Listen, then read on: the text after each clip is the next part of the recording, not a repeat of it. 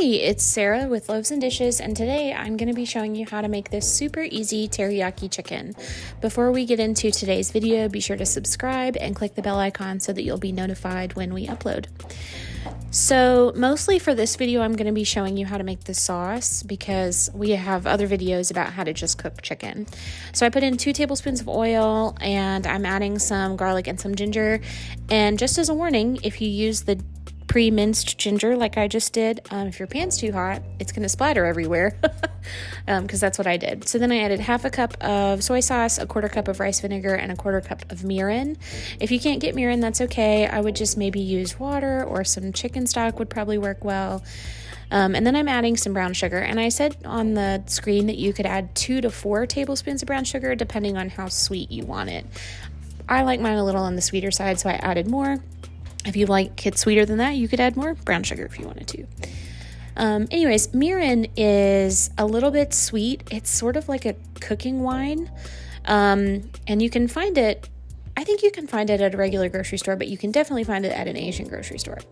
So you want to let the sauce simmer for a little bit, and then you want to add a cornstarch slurry if you want to thicken it up. And that's just a tablespoon or so of water and a tablespoon of cornstarch, and you just want to mix it up really well. And you pour that in, and you just want to keep mixing it until it gets to be the thickness that you want.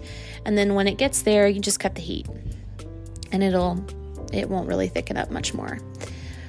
You do want it thick enough that it'll coat the chicken really well. So basically, like if you pick up your spoon, you want it to stick to the back of the spoon and leave a trail if you were to like rub your finger down it. That's kind of like the general rule of thumb with sauce thicknesses. So then you're going to add your cooked chicken. I did mine on the grill.